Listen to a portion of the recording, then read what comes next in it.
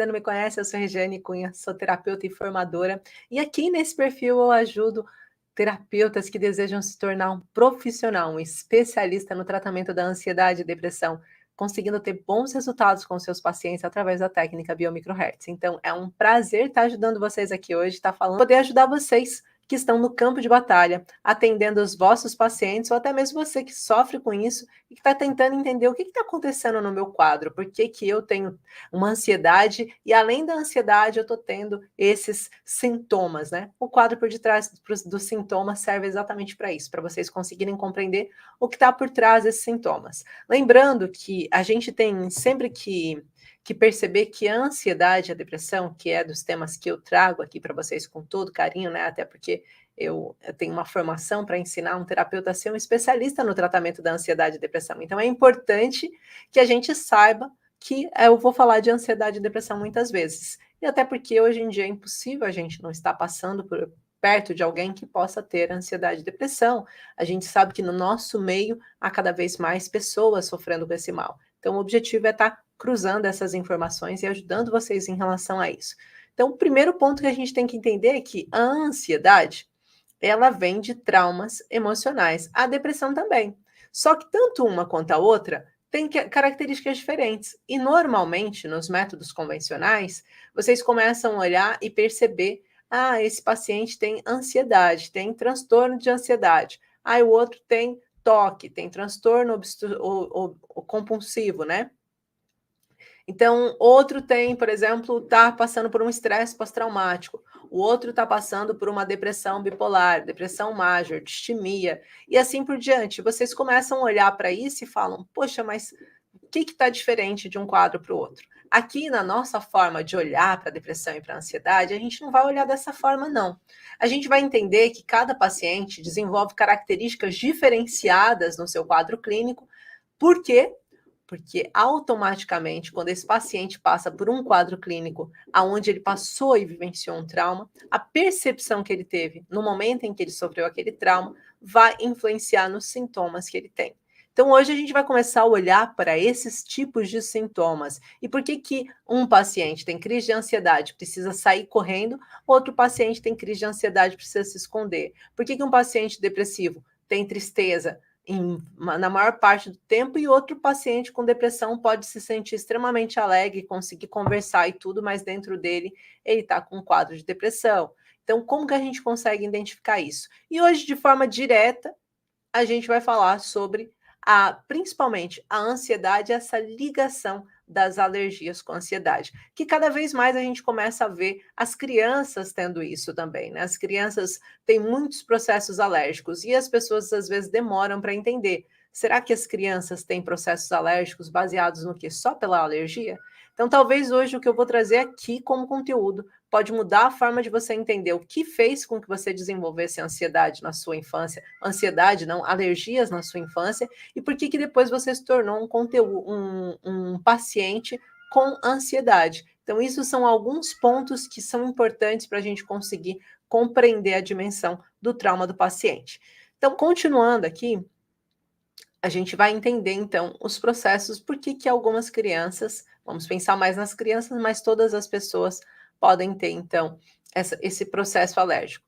A gente tem duas formas de ter processo alérgico na vida de uma pessoa. Ele pode ser um processo de conceito químico, ou seja, causado por um aditivo, por exemplo, se eu tenho um produto que interferiu nos brônquios desse paciente ou na forma dele respirar, ele pode entrar no processo alérgico, ou por ingestão, né? Porque a nossa amígdala, ela é uma bolinha que está ali colocada para nos proteger de algo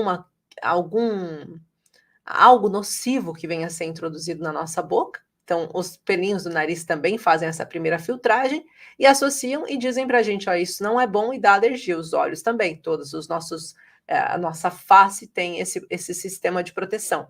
Mas a partir disso, a gente entende, então, existem alergias que vêm de uma forma química, que vem porque aconteceu, derivado a alguma situação real, e tem as alergias emocionais. E quando a gente está falando de ansiedade e dessa relação da ansiedade com os processos alérgicos, a gente está falando muitas das vezes com conteúdos que são emocionais, com situações que são emocionais. Da onde que vem essa situação emocional? Vamos fazer um pequeno parâmetro aqui. Quando o paciente passa por um trauma, o que é um trauma, né? Algo que aconteceu na vida dele e que naquele momento que ele estava vivenciando era algo muito difícil e ele não conseguiu ter energia para resolver aquela ação. Ou ele não conseguiu ter um pensamento que pudesse levar ele a uma solução daquela ação. Naquele exato momento, ele pega e fala: opa, estou passando aqui por uma situação delicada. E é quando ele está passando por essa situação delicada que a gente chama de trauma, que é quando ele muda a mentalidade dele, muda a forma dele reagir aos processos. Então, isso é um processo trauma. Imagina uma pessoa que passou por um processo de abuso, ela confiar novamente em ter um relacionamento em que a pessoa toque nela por amor, vai ser mais difícil. Então, por quê? Porque ela passou por um processo trauma.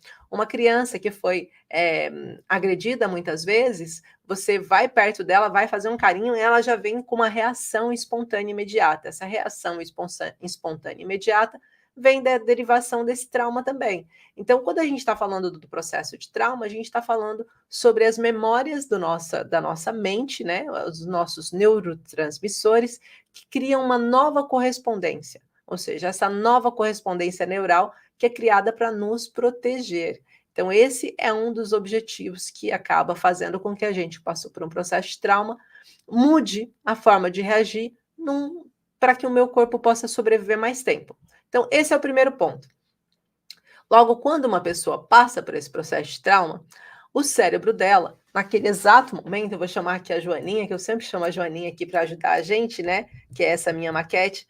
A Joaninha, no momento em que ela estava vivenciando uma situação de separação, provavelmente processo alérgico, vocês já vão entender, separação, aonde ela teve que ir morar com a avó e não ficou com a mãe.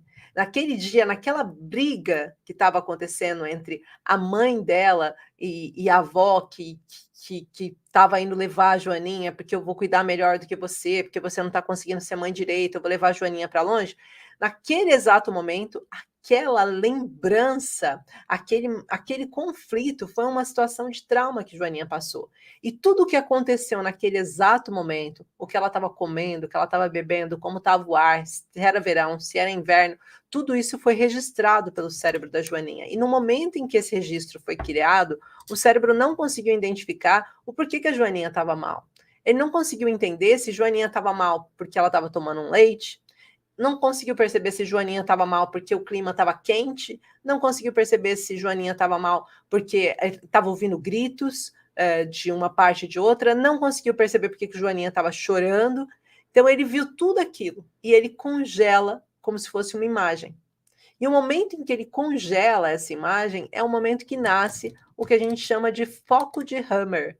Esse foco de Hammer é essa marca, essa pequena lesão que se instaura no nosso cérebro, que é derivado a um processo de trauma emocional. E de acordo com a área do cérebro que for afetada, essa lesão estiver marcada, os sintomas vão aparecer no corpo físico do paciente. Então, quando a gente está falando sobre processos de alergia, nós estamos falando de conflitos de separação. E a gente está falando disso baseado no quê? Na medicina nova germânica. A medicina nova germânica diz que quando a gente passa por um processo de separação, a criança saiu daquela estrutura, se separou, foi tirada, ou tem medo de ter contato com uma determinada pessoa, principalmente se for na área dos braços, ela tem medo de ter aquele contato, ela pode desenvolver sim essa alergia. Então,